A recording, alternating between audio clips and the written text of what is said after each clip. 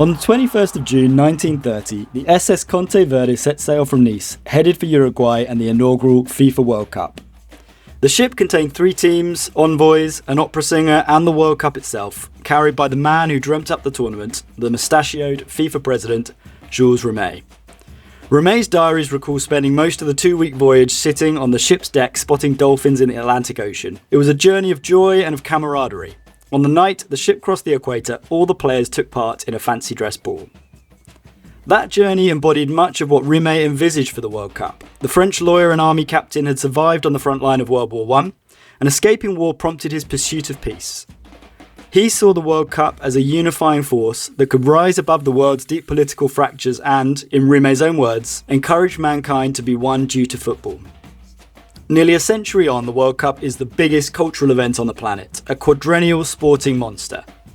But as we approach one of the most politically charged World Cups in history, how did the tournament get here, and what would Rimet make of what the World Cup has become?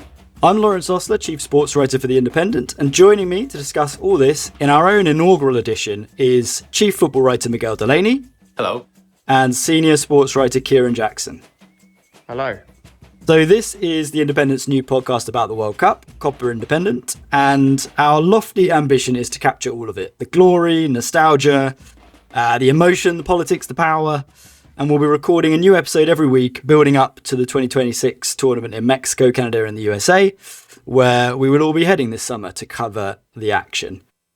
So Miguel, let's start with you. It's your 5th, is that right? Your 5th men's tournament that you'll be covering. What do you think makes the World Cup this special, enormous, impactful event that it has become? Yeah, my 5th World Cup, and I suppose first seeking to try and answer this question, I was actually looking back through previous previews I've done of the tournament, trying to capture the feel.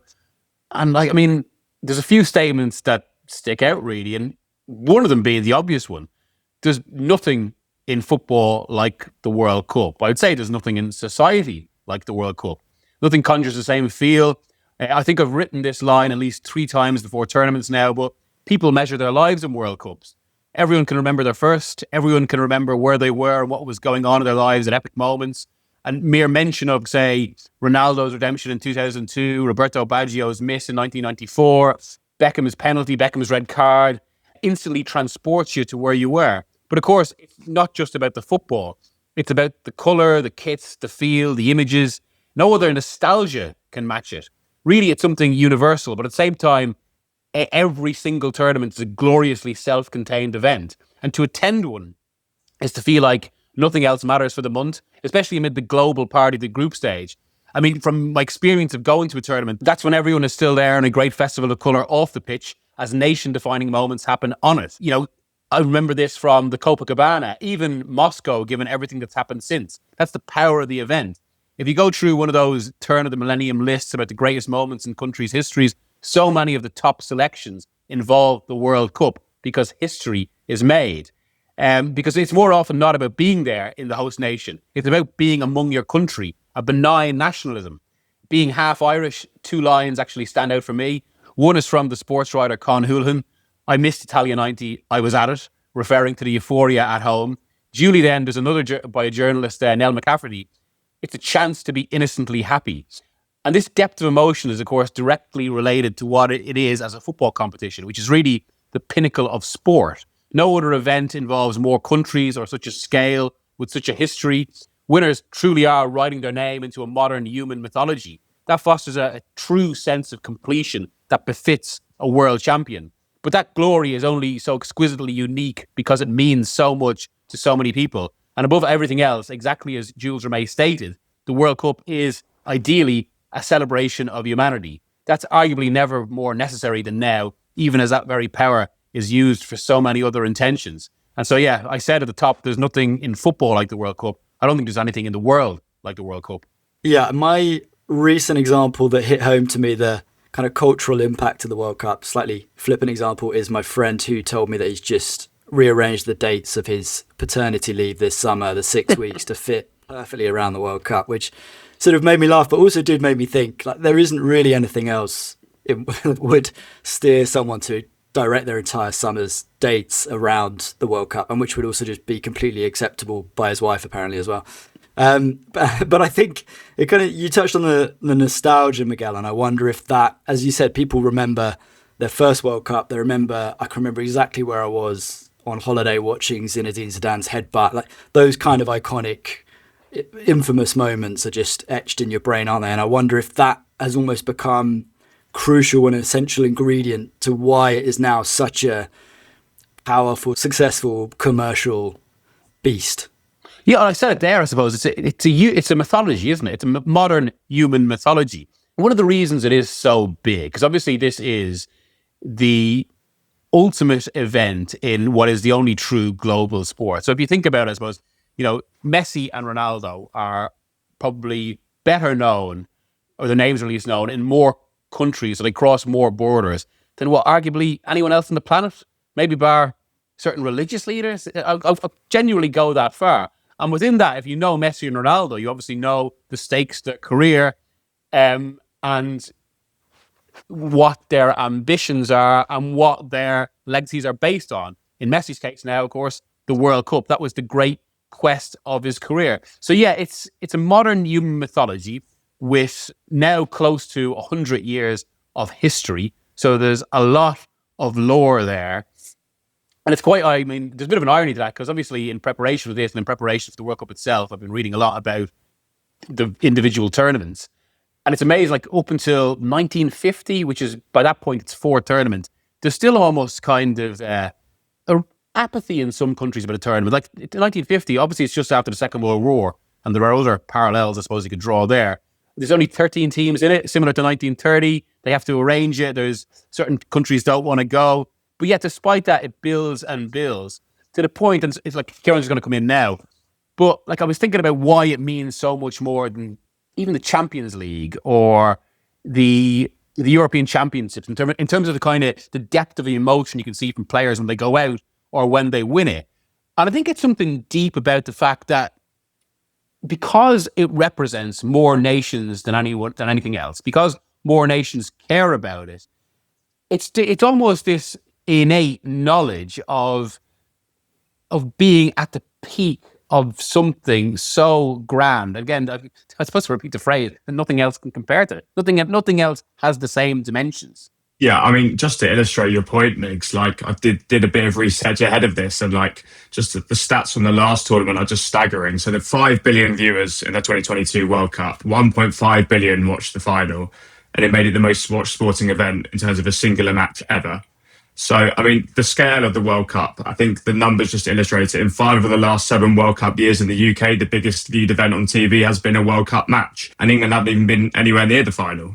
So I think the scale of the event, just from a viewing figures point of view, is astounding. And I think when you put that into the political context of everything which is happening now, it's why the whole world will be watching this summer. The biggest UK television audience now in the UK ever is 32.3 million. That was the 66 World Cup final, and that was 60 years ago. So yeah, the scale is off the charts. Hey, just on that, because myself and Lawrence were at the last one, which, obviously it was a political event, and there's a lot of discussion we'll have there. And it should be stressed, actually, we will be discussing a lot of that, not least related to 2026 in future podcasts. But it's a political event, and obviously that went down as one of the best games of all time. But even I remember kind of thinking, I did my first final in 2010, which is my first tournament. I remember at one point, kind of just quite early in the day, hearing a helicopter go overhead. And actually on that day in Doha, it was a Qatar National Day, so they had fighter jets and everything. And it immediately kind of just even the helicopter, it's quite a simple thing, I suppose. It hammered home the sense of the event we're going to watch is the center of the world on this day in a way that nothing really, like the intense focus on it, the people that went to the match. I think Musk was there, and I think he put up a video later that day where he was going on about the excitement. But yeah, it's that immense scale. And I suppose from that point, what makes the World Cup as well, I suppose to be touched on, is the multiple perspectives from being in the ground to covering it, to then even separate from the final, to just going through the experience of consuming so much football for a month. Just a little test of that idea of the mythology and how it sticks in your brain. Kieran, if I said to you a World Cup, let's say, let's take 2010, what is a memory that just pings in your brain when you hear that World Cup 2010? I think we all know it's Lampard's goal, non-goal for me. And also just like the memories, the little things you pick up from that World Cup. Like I think the octopus was a big deal at that World Cup. I Paul. feel like the Jabulani. I put Paul the octopus. There you go. I think the Jabulani ball, that was a big talking point. You saw some wild goals from long range in that World Cup, and that was all because of the ball. And just a World Cup in Africa and the unique sense of that. I think I remember the ITV intro. So it's the little snippets you get from each tournament, isn't it? So I'm actually 2010 was my first World Cup, and one thing you didn't mention there actually, Kieran, the sound, because I had to bring back 15 vuvuzelas. I had that many requests for one, and I'd say they were never picked up again a day after the tournament. I think I've got 2 sitting at home. That's horrendous, that noise. Yeah, I thought you were going to say Shabalala's goal as well. That is probably the thing that actually sticks in my mind from that tournament. That's just unreal finish. I still just love watching it as well. It just brings back the entire tournament somehow. Miguel, I'll give you an older one as well, maybe for no reason other than the fact that you're a generation older than Kieran. 1994 World Cup. I mean, the biggest impression actually is the colour, and I suppose this obviously has a lot of not quite echoes, given we're talking about something visual, but with 2026 and what they want it to be in a commercial sense, but just the brightness of it, the kits. I'm immediately, what comes to mind actually is immediately Hadji in yellow, Stoichkov, I mean, Baggio and Romario, obviously being half Irish, Ireland's win against Italy and Houghton's goal, Paul McGrath stopping Baggio. But yeah, the colour, the sheen of America, which I think we are going to discuss USA 94 in a future podcast, that will include one of its organisers, Alan Rothenberg. But yeah, it's that John Aldridge arguing on the sideline. I mean, that's it. You mentioned the World Cup and the way so much just comes flooding back. Just to conjure a little bit of that nostalgia that we've been talking about, I think producer Jamie has put together a lovely little medley of great World Cup songs that will get the emotions stirred. So I think we can have a listen now.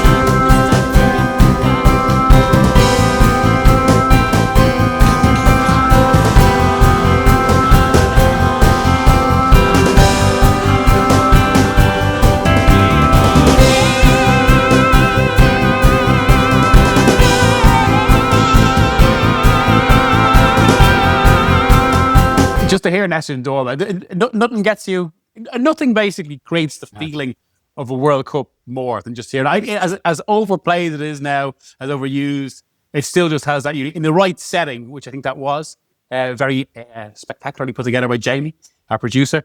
It's just right. But just, even on the other kind of the less known songs, they are sort of like, that does inform like the individual flavour of every single World Cup, which I think is so important to the nostalgia and the lore of them, really. We mentioned the Vuvuzela elsewhere. I mean, that these are the elements that make it. Is it the same time as those World Cups that don't really have a soundtrack? Do you feel like they almost have a lesser identity or a less clear role in the overall story somehow? Like I can't really think of a song that ties Qatar together. Do you not remember they used to use that one? The guy from BTS, here we are the Dreamers. That's true. That was stuck in my head for years afterwards. Before every game, they used to use Let's Get Down to Business by Tiesto. Huge. Yeah, that's true. On my preference, I didn't mind that, to be fair. They used to, in 2014 and 2018, when the teams are coming onto the pitch, they used Thunderstruck, which was brilliant. I mean, for all you can criticise FIFA, that's the way to set up a game. I think even beyond the official songs, right? Like from someone who's experienced World Cups from home, like you get the essence of the country and the kind of Yeah. music they're into, from like the intros to the BBC and the ITV, and you hear them see them every single day. So like I remember with Russia, they had a really unique intro That was great time, and it was really cool. So like, yeah, I think that intro hit home for sure. Yeah, a sad admission here that sometimes when I am kind of writing about the World Cup or trying to get myself pumped for podcasts like this, I sometimes go and on YouTube. They've got those medleys of, I think they're called the it's a specific phrase they use in TV for the inserts or something, the insets, and it's exactly what you're saying there, Kieran. The specific World Cup music, you can get them all, like the little animations they use for every World Cup, and some of them they just conjure those memories, that nostalgia that a World Cup is also very much about. You talked about the final being perhaps the greatest game of all time, the Qatar final. I just wonder if the quality of the football has changed, or you feel like the football itself has shifted over that time period, even just the time period in our lives where the Champions League has obviously established itself as what we would widely agree is the pinnacle of quality. Has the World Cup dipped? Has it diluted in terms of quality? And where do you see the football actually as a significant piece of the sporting landscape? I suppose in a purely utilitarian sense, if that's the phrase you want for here, the quality of the football can't compare to the Champions League or club football, just because club teams, the elite teams, and there's about 8 to 12 of them, the wealthiest in the world, they can accumulate all the best players, they can drill them in highly systemized games, so they're so in tune. But I don't think that matters. I think there was, around 2010, there was a period as the Guardiola football was taking hold. I think this is one of the reasons that Spain won the tournament, because they were one of the few that could play in that kind of coherent way, in the way national teams usually can't, because they had so many Barcelona players. But at that point, I think that did have an effect on the international game. It was a bit more fractured, a bit more defensive necessarily. But as that's evolved, and obviously as there's been changes in the club game that do influence the international game, I do think there's been a bit of a divergence. International managers have realised they have to set up a bit of a different way. I think the football in the last 3 World Cups has actually been very good, quite open. But I was thinking this even as you mentioned it there about the 2010, because a lot of people don't think that was a vintage World Cup. But, I mean, obviously entertainment matters, but to a degree, in terms of what you're watching at the moment, it doesn't, because the stakes are so high. Every moment actually, or most moments actually matter. There's a debate you can have about letting third place teams through, but so much is built into this that it's just absorbing. And same, even a bad World Cup final is a great event because of the prize on the line. So while it's not, and related to all of that, while it's not a pinnacle of quality anymore the way it was obviously in 1970 or 1974, it's a pinnacle of emotion. And I do actually think that matters more. Yeah, I think that's why when Arsene Wenger suggested doing a World Cup every 2 years, I think people just couldn't believe it, because it's the high stakes which make the emotion so vivid. I think, because the idea that Messi was not going to get another chance in 2022, obviously I think he's going to play this summer, but it felt like his last chance and he got it. And the fact it's every 4 years is something which kills Cristiano Ronaldo, because his chance comes every now and again and he can't quite get over the line with the World Cup. So it's definitely the fact that the rarity of the occasion kind of makes the standard of the football like not irrelevant, because it does matter, but the stakes, it's all about how high the stakes are. Well, on that point exactly as well. So what Italia 90 is probably considered culturally the most resonant World Cup. It's not considered the best World Cup, but it has maybe the greatest cultural impact. And why is that? It's not for the football. It was considered a very defensive World Cup, but it was basically moments, and the moments are created by storylines. And that is another great element of every World Cup. It's all the narratives that go into it. And you mentioned Messi there. Yeah, exactly. In 2018, it looked like the chance could be gone, especially with how bad Argentina were. And then in 2022, and some of this does inform actually the geopolitical element, given how Messi's story was essentially used by Qatar. But I would still say that Messi finally getting his World Cup is a sporting storyline that a lot of actual drama can't match. And it's probably pretty much up there with Muhammad Ali reclaiming the heavyweight title for the third time in the 70s after he'd been banned because of his opposition to Vietnam. This is the scale we're talking about. I agree with that weight of storyline, and I think the other element there is quality now in club football is almost a byword for organisation. A high quality team is a well organised, well drilled team, and there's something freeing and just really enjoyable about watching international football where those managers don't have time to build a well organised, well drilled team, and then that little bit, even if the quality in terms of organisation is lower, the individual moments are more often and more frequent and can be more unpredictable, and I think that brings an element of entertainment, as you said, Migs, that perhaps outdoes the lack of quality. I remember thinking this in particular before actually Euro 2020, which obviously was shifted after COVID and all this.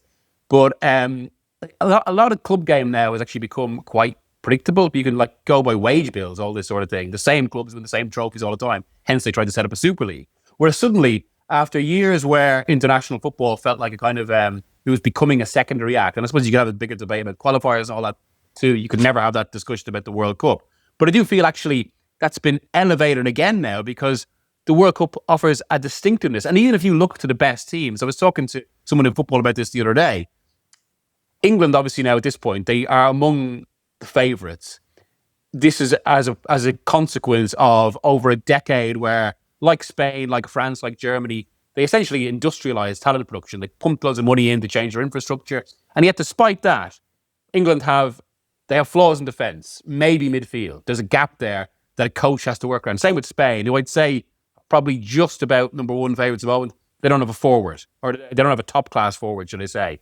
And suddenly that's part of the kind of, not necessarily the storylines in the same way, but the intrigue of a tournament of teams trying to work this out that adds a flavour to it. Yeah, and I think the allure of the World Cup is what gets me, right? I think even with the expanded Champions League in the last 2 seasons, you're seeing the big teams face each other more often. And to a large extent, the group stage games don't feel overly significant. You get to the knockouts and suddenly they are. So you get to a World Cup, it's a bit like saying the expansion of the international game with the Nations League. Like England had a really poor Nations League campaign. No one really is that bothered because of the lure of the World Cup. It's all building towards this one thing. It's every 2 years as a major tournament. The European Championships is big for sure because the scale of what happened there 5 years ago with the Euros and the final at Wembley, and we're going to have that in 2 years' time with the home Euros. But the World Cup just expands that because of the amount of countries involved, the amount of eyeballs on it. I was thinking about this the other day as well. After the Champions League, so at this point we see City Madrid every season. You can pick any number of the super clubs. They meet much more frequently. Where I was thinking France, Brazil. And even the kind of the memory of the colours of the kits and forms is in France-Brazil, a proper game, that is something genuinely you only get to see every 4 years. And it fosters a mystique about it. I mean, it doesn't have to be France or Brazil, but any number of kind of teams from across continents. It just gives that allure, that depth, that colour to it. And even just you saying France-Brazil, just my brain immediately goes to the 98 final. In a way that a club fixture just doesn't quite do that. I guess it just doesn't have that sort of one staging post in history in the same way that fixture does.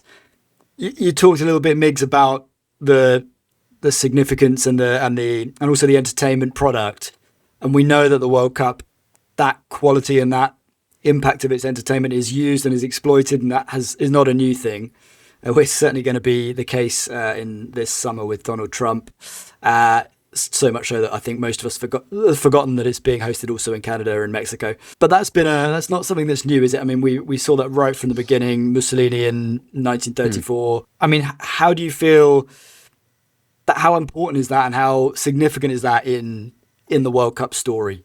I mean, it's always been the other side of it. It's something that does carry a resonance of even irony because of, as you very well put it at the top of the podcast, given what Jules Rimet's dream, because it was a dream about this competition was. And actually, I mean, we may as well mention it now because I suppose we're going to be drawing on it from a lot over the next few episodes. But a friend of mine who has written for The Independent, Jonathan Wilson, has just done his history book on the World Cup, a new history, and it's called The Power and the Glory because it reflects those two sides of the tournament.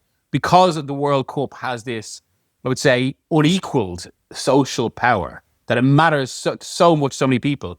That also means it has a unique political power, as I suppose I said in the intro, that people try to exploit. And there's all sorts of, I think, elements swirling around there with what Rimet wanted, because one of the reasons the World Cup was created, because it was his memories of the First World War. So like, there is a very direct, cause and effect there. And he wanted something that would unite the world. Something that I do, as cynical as this job has made me, and as cynical as troubling as modern headlines are, I do have to say, I mentioned in the intro, I remember even walking around Nikolskaya Street in Moscow in about a week into the tournament in 2018. And again, obviously, all the memories of that have been kind of changed, reframed by what has happened since. And to be fair, you could argue they should have been shaped by what had happened at the time, given that Russia had already invaded Crimea at that point.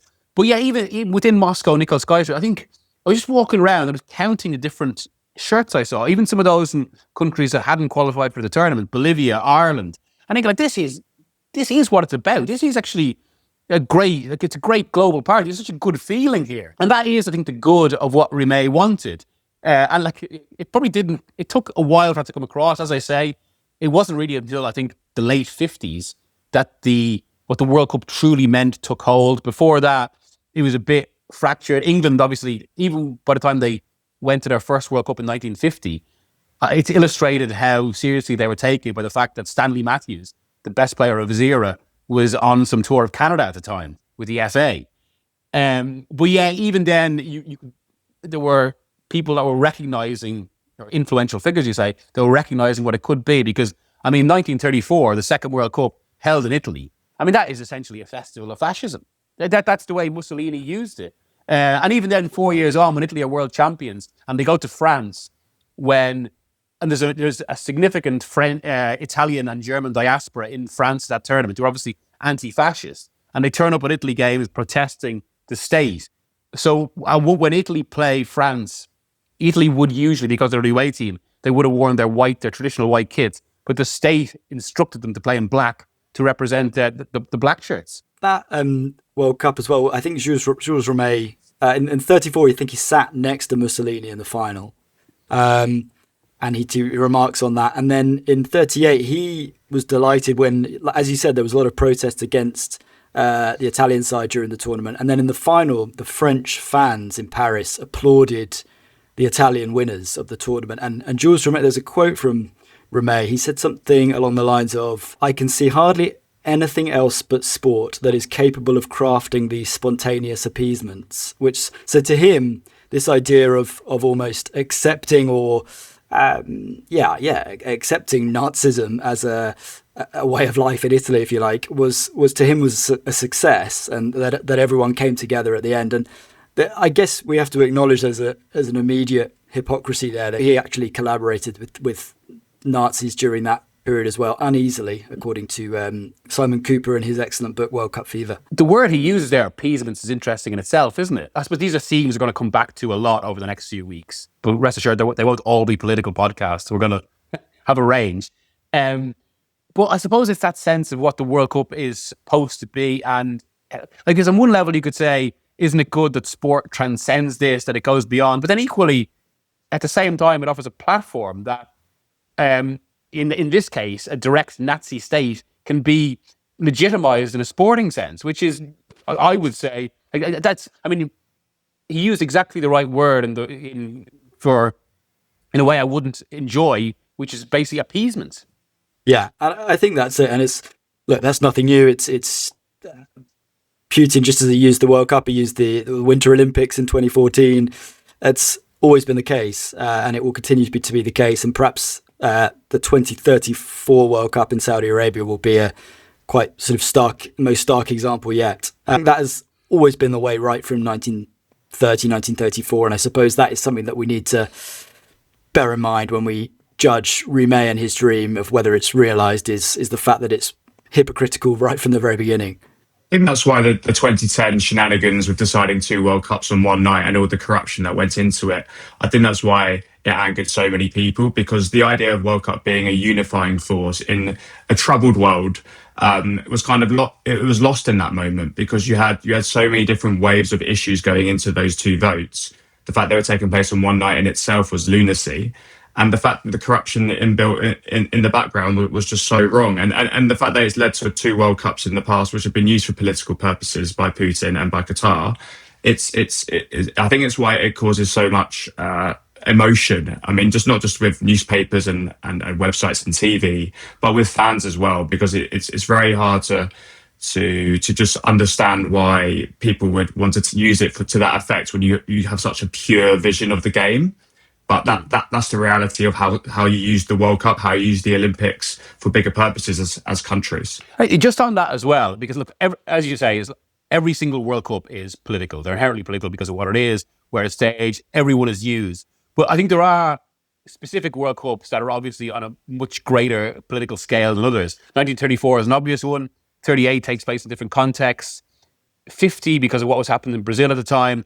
78, I think, is the first World Cup since 34 that is really, it's basically, it's the most old-fashioned sports watching you can have, which is basically the World Cup used as a propaganda event, in that case, by the Argentine junta. And because, I suppose, what I'm about to say, I suppose, is a pointer to how football, reflects the world and offers a pointer how the world goes. But because we live, certainly in Europe, I suppose, in a period of relative peace and, the growth of liberal democracy, there was a long period where the politics of the World Cup was more about football politics and Bladder and FIFA and Havelange and all this. But as Kieran pointed to there, I do think that day, 2nd of December 2010, is one of the most influential moments in football history, and arguably one of the most influential moments in global history, given the way two petro-states in Russia and Qatar used the World Cup. And it's like from then, 2018, 2022, now to 2026, we've almost had an incredible escalation in the politicization of the tournament. And there's a bit of an irony to that as well, because obviously, look, 18, we could have a whole discussion about how Putin uses sport. 2022, it's an autocratic state that has somehow managed to, spend over 200 billion to bring the World Cup to the most unsuitable environment possible, a desert. Essentially, it required the building of an entire tournament infrastructure using migrant labour that is routinely described by human rights groups as slave labour. And so then you have 2026, which is, taking place in a liberal democracy. But because of where FIFA is, because of the incumbent president, Donald Trump and his administration, it somehow feels like actually the politicization of it gone to another level, despite moving from an autocracy. And we'll get into this when we do a separate edition on the World Cup. But in the last year and a half, like when you start properly focusing on the next tournament, it always happens at the start of the European qualifier. So that was March 2025. I think I've written the words, "This is an unprecedented development," about 7 or 8 times about this World Cup alone. But yeah, and there's a bigger discussion about how FIFA have willingly, Gianni Infantino's FIFA, because at this point they can't be separated, have willingly immersed the tournament into this. But this is going to be so overtly political, isn't it? Trump is going to be handing out the World Cup trophy. He's going to turn as much of it into a show about himself as possible. Do you think that, are we getting to a point where the World Cup is being tainted, or any of the entertainment and the history and the nostalgia and all those bits that we talked about are being eroded in any way? Or is it almost the other way around, where it's become so normalized now that this is a political event as well as a sporting one, that by the time we get to Saudi Arabia and we're in a dictatorship, no one will care or even, bother to mention, or not bother to mention it, because as journalists we will do, but the impact of talking about it will be so weak by that point. Which way do you see this going? I mean, from my perspective, I would say it's more the latter, Lawrence. I think over the last, say decade, I think we've become so accustomed now to elements of politics seeping into sport. Like the Saudi Arabia sports washing project continues apace, and it was only 7 or 8 years ago, Anthony Joshua went there for his first fight and people ran up in arms. F1 went there for the first time in 2021. Now no one bats an eyelid. Do you know what I mean? And I think what's interesting about the current state of affairs in the Middle East with Iran is how you realize how much the vision has shifted towards that part of the world in many respects to do with sport and politics. But I think, just on your actual question, I think it's more the latter, because I do think as a society there is a tendency that you want to put your head in the sand about these sort of things. I think there's a tendency that you don't want your 5-week vision of watching 4 games a day in the World Cup with your beer in your hand in the pub garden tainted because you're thinking too much about the political consequences. So that would be my impression. But I think it's important for us as journalists to make sure that we keep writing and saying the important things which are surrounding the tournament and the context of it. Just finally on this question of the political element of the World Cup, I mean, do you feel that we're getting to a stage where we could see fans boycotting tournaments? Obviously, Saudi Arabia feels like one that will be particularly contentious, even teams, and even, I know journalists, Miguel, I know you've been told many times that you shouldn't be going to somewhere like Qatar and doing your job. I mean, I just wonder how you see that evolving, particularly over the next couple of World Cups. On that, it's something I have thought about and been forced to think about a lot, because some of the questions we get, especially when you cover a lot of football and geopolitics. On fans, though, I mean, I suppose ultimately it comes down to how people individually feel, doesn't it? I mean, I know of a lot of people, especially because like some of the work I've done on this, has said they couldn't watch Qatar. A lot of people actually feel the same about 2026. And what's almost sad there, and look, this is actually something separate to the politics, but linked to it. The sheer cost of America is putting a lot of fans out. So I know if Ireland get there, a lot of Irish fans probably won't go. I know a lot of Scottish fans, given what the World Cup means to them, I don't think numbers will be that high. A lot of that is related to cost. Some of it is related to just the feeling maybe of whether they personally should legitimize this World Cup. On the question of journalists, this really comes down to something I think is very actually simply answered, because it comes down to an ethical principle of the profession. If a journalist boycotts something, it basically allows a certain perspective to go out unchallenged. And the core of reporting of journalism, it's still to basically be on the ground, to go speaking to people. And as I say, the best way to do that is actually going to an event. And there are obvious examples, even in the Qatar World Cup, which people said we should have boycotted. Well, look, that's all well and good, but people don't just consume their news, their presentation of a tournament through the writings of newspaper journalists. It's going to be broadcast all over the world, which is specifically why Qatar wanted to host the World Cup. So in that, I think it makes it all the more important for journalists to go and look at what is actually happening. And I would say for the Independent, a lot of our reporting did reflect that. Just picking up on that, I think if you look at the World Cups in the last few World Cups, this World Cup and the future, if you wanted to boycott it from you feel strongly from the political connotations surrounding that World Cup, you'll never go to a tournament, really. I mean, the 2030 is Spain, Portugal and Morocco, but it should be in South America. It should be a centenary celebration, and they're doing the first 3 matches in South America. And they're doing that because they want Saudi Arabia 4 years earlier than it probably should be. So it's already tainted politically. Just to finish this section from my point of view, a quick image for you of how Infantino has just kind of immersed himself in this World Cup, I think is no starker than last summer when he's in the Oval Office talking to Donald Trump on one of his numerous trips, and Trump is wearing a cap saying Trump was right about everything. I mean, you can't even get beyond how ludicrous that situation is, and yet you're right. Infantino and FIFA should be neutral. Clearly, that image shows that they're not in this case. Finish on a slightly lighter note. We will be having a little discussion at the end of every podcast about one of our favourite bits of the World Cup.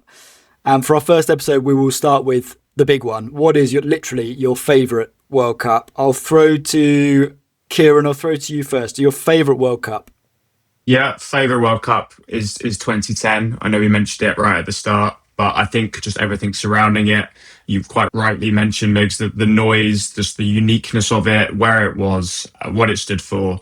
And I think we could all agree that Spain were the best team at that World Cup and what they provided in their football vision. And they won. It wasn't the most thrilling final of all time, but again, the size of the event was just so huge. I'll always remember Iker Casillas holding out that leg to stop Arjen Robben's goal.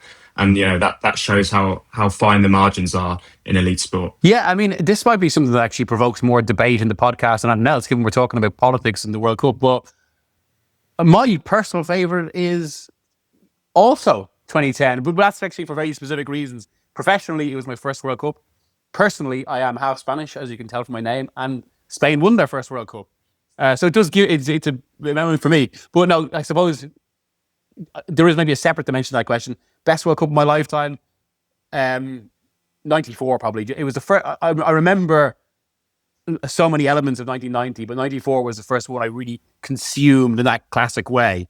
And again, the colour and everything was such a huge part of it. To me, it was 1994. That was the first World Cup I remember. And I think, like you said, the colours of it, I think it somehow it felt brighter and just more epic. And those open-air stadiums, there's just something really absorbing about it.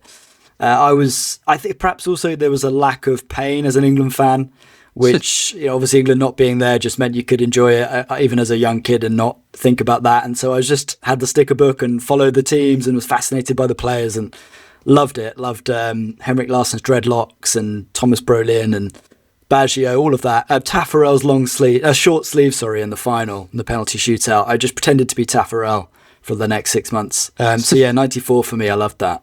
Yeah, I mean, just on, if you want to talk briefly about the best World Cup, I mean, I just ask you two. From my experience and from my reading, 2022 was the best of the modern World Cups in terms of drama, in terms of the final, in terms of so many elements from a footballing standpoint.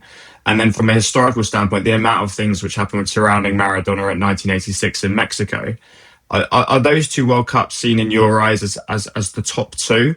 Or do you have any other inclusions? 70 as well. I think 70 is like seen as a kind of a canonical great World Cup because of and maybe actually, given what we were saying earlier about how the World Cup didn't properly become the World Cup until the 50s, obviously 66 carries a very special resonance for England.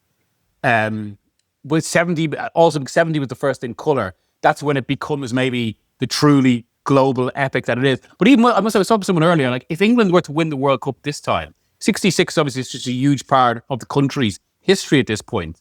But that was in an era where football was a national game, but it was nowhere near as big as it is now. I think if England were to win it now, it goes to a totally different dimension, given just how much football consumes. Agree, maybe, Kieran, on the 2022 World Cup, and just for the reason mainly that Miguel said earlier, that it was just the end of that almost 20-year narrative of Messi. I just don't think another World Cup quite had that epic storyline. And yeah, we were lucky enough to be in the stadium and it was absolutely wild. Obviously such a wild game, and he lost it and he won it and he lost it, and it's just, so emotional. So yeah, for me, that was just extraordinary. Two more, guys. Firstly, we're going to be building our own best World Cup 11, which is quite tough to do over the century, but we'll have a go at it. And we've got 12 episodes, I think that's right. I'm right in saying, Miguel, till the World Cup starts. So we've got time to pick 11 players and a manager as well. So we'll start with the goalkeeper. Shall I throw out a few names? I mean, there's a couple of obvious ones. There's Dino Zoff. You've got Iker Casillas, I suppose. Miguel's a Spanish fan. Yeah, Leo Yashin was the big one. Who else would you put in there? Gordon Banks? Yeah, I mean, Banks for what he did in 66, and also because he offered one of the iconic World Cup moments, and iconic in the best use of the word, with the save from Pele. From my point of view, he's not an inclusion, but can I just give a shout out to Hugo Lloris in terms of the fact that he's a World Cup winning goalkeeper as captain, but he made one of the most calamitous mistakes ever seen in a final and was very close to penalty shootout away from having a second World Cup. He's not an inclusion though. Emilio Martinez could be an answer, couldn't he? I mean, he basically won Messi the World Cup with that save from, was it Randall Moani? Well, on that, Martinez is probably... He's really got an argument to be the goalkeeper that had the most influence on play. And now, look, I don't want to... I'm sure I get goalkeepers screaming at me for saying this. I don't want to diminish the influence of position, but for a lot of football history, it was not a passive position, but a more responsive position where people took shots, and without being too simplistic about it, people took shots, they saved them. Whereas now, obviously, in the modern game, the goalkeepers become a part of play. They're almost 11th man. But also, it was like Martinez... He obviously tried to influence the emotion of occasions. He was so involved. I've never seen a goalkeeper so proactive in that sense. And despite the fact that I was at two of those Argentina... I was actually at every Argentina game in that tournament. that he got to a penalty shootout, and he sort of knew Argentina were winning because of Martinez and how good he was in shootouts, and also what he did, which some of which is actually now being rendered against the rules, and the way he jumped off his line, or jumped around on his line. I am going to go for Casillas for exactly what Kieran mentioned, which is 2 massive saves. The biggest one being that one from Robin. I think that he was crucial to Spain anyway. He's the captain, but also just when they needed it. Like that's a moment almost up there with a World Cup winning goal. The sticking out the leg from Robin when it should have been 1-0 Netherlands. That seals it for me. Are we going with Casillas, or is that a bit of recency bias against Levi Yashin and Zoff and all these goalkeepers of the past? Going to say, are we saying it's frowned upon in this podcast to pick players you haven't seen, or is it? Oh, no, that's fine. It's fine. We're all about the research and watching the historical lore. I was also going to lean towards Casillas, to be completely honest. What do you think, Lawrence? I'm happy to go with Casillas. I've read that Levi Yashin was absolutely outrageously good, but I can't say I've ever seen him do that in a World Cup. So the spider. So I'm more than happy to go with Casillas. We'll lock him in. We'll lock in Casillas. He's the first choice in our team. The first choice in our team is Casillas. We're gonna have to dip back to some older World Cups for some of the positions, surely, or it's gonna be the 2010 team. I'll finish by throwing a few trivia questions at you guys. So, one of these questions, I should say, is very difficult. The other ones, I think you may have actually touched on already. They're on World Cup goalkeepers, and a couple of these names have been mentioned. So, okay, 5 questions. I'll rattle through them. First question, which 2 goalkeepers are tied on 10 clean sheets in 17 appearances and are the most successful World Cup goalkeepers ever in terms of clean sheets? Michel Prudhomme? No. I feel like Casillas would be there, would he? He's not. Let me give you some nationalities. One is English and one is French. Shilton. Peter Shilton is correct. Joel Batz? No. Tez? Fabian Barthez is correct. Well, good shout, Kieran. There we go. 4 goalkeepers have captained their teams to World Cup glory. I think we've mentioned a couple of them. Can you name 3? One of them is a very tough get. Zoff, Casillas, Lloris. Very good. Casillas 2010, Dino Zoff 1982, Hugo Lloris 2018, and then 1934. 30 was Nasazzi was Italian. No, what was his name? Combi. Very good. Gianpiero Combi, 1934 goalkeeper. Excellent work, Miguel. This is a tough question. Which goalkeeper holds the record for most minutes played at the World Cup without conceding a goal? Oh. I can give you the World Cup. 1990. He played 518 minutes and didn't concede until the second half of the semi-final against Argentina when they lost on penalties. Pagliuca. No. Oh, sorry. You said the final. I should have. Sorry, semi-final. Yeah. Walter Zenga. Oh, Zenga. What am I saying? Pagliuca. Oh my God, Zenga. I've spoken to him. Oh, really? That is sickening that I'm really. Did he know that stat? That's an amazing stat. See, that is one that is lodged in my mind, and I'm disgusted with myself for not getting that. So he went basically the whole World Cup until the semi-finals, second half of the semi-finals. Wow, very good. Classic and 2 more questions. Who was the first goalkeeper to be brought on specifically for a penalty shootout during the quarterfinals of the 2014 World Cup? Tim Krul, no? Yeah. Interviewed him as well. Yeah, you did. Was that this? It was last year, was it? This year? Yeah. Actually, maybe to show how the sausage is made of it, I have saved a bit of it for the World Cup itself. Excellent. Look forward to reading that. And finally, who holds the record for most matches played by a goalkeeper at a World Cup? Is it Ochoa, the Mexican keeper?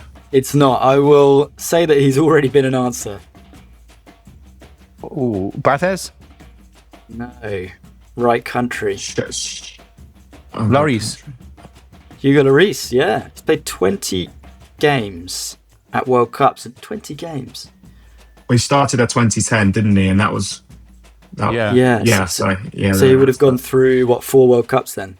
Yeah. Yeah. Yeah, group stage 2010, and then quarterfinals 2014, and then final every other year. So, yeah, fair play.